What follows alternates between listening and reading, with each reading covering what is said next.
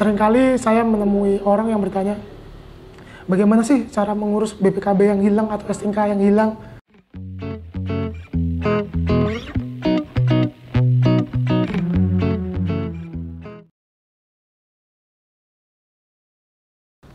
Kali ini saya akan mencoba berbagi ilmu kepada sobat sekalian.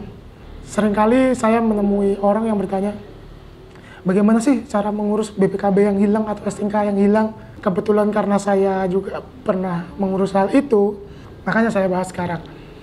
Sebenarnya untuk syarat administrasinya itu dapat sobat sekalian temukan di website Polri, yaitu polri.go.id. Di situ sudah dijelaskan menurut saya cukup detail sih tentang prosedur-prosedurnya. Apabila BPKB itu dinyatakan hilang oleh kepolisian, kita akan menerbitkan BPKB baru. Berbeda dengan duplikat BPKB ya. Nah, apa saja syarat-syaratnya? Yang pertama ada surat kehilangan dari kepolisian setempat, gitu.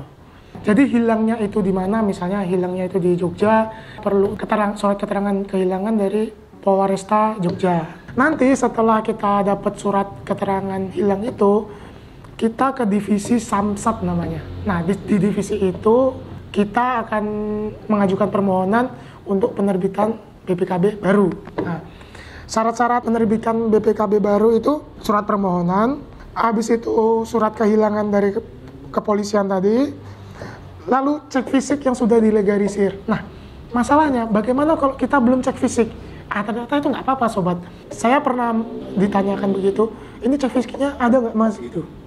Ternyata waktu saya bilang, oh ini nggak ada ya pak gitu. Lalu polisi tersebut ngomong, oh ya sudah nggak apa-apa mas. Nanti di situ kita akan ditanyai kapan hilangnya untuk menulis atau dituliskan dalam BAP.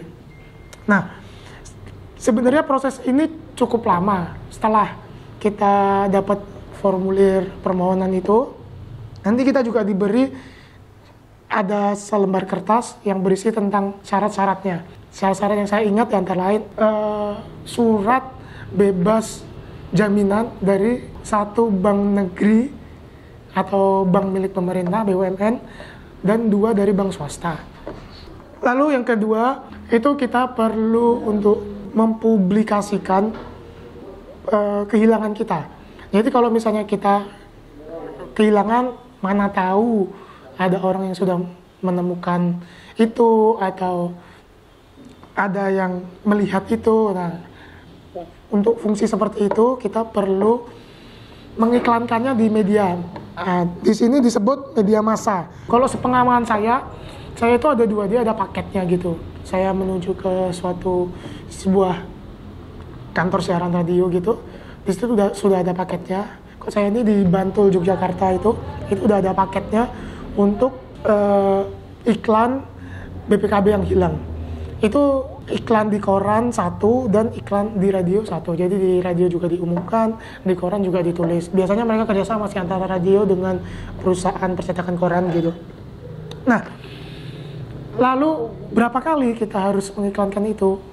Nah, menurut syaratnya itu kita harus mengiklankan sebanyak 3 kali selama 3 bulan berturut-turut gitu.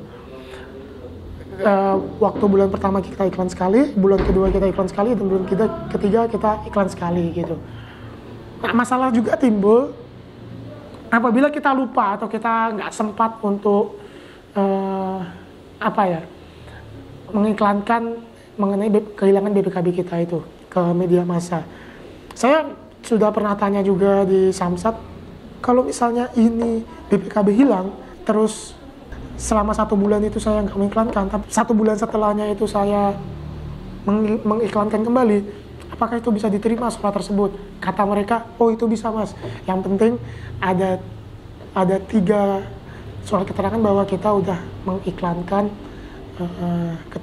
kehilangan BPKB kita. Ya mungkin lebih cepat lebih baik sih, karena kan apalagi yang belum cek fisik gitu kan dibutuhkan. Takutnya nanti di jalan kita diberhentiin polisi gara-gara pajaknya mati gitu kan.